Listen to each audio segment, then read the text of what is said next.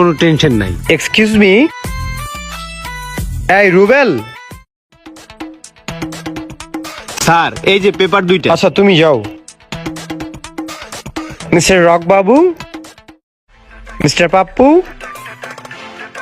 Sir appointment letter তো দিয়েছেন, এটা কি দিয়েছেন এটা একটু যদি বুঝিয়ে বলেন।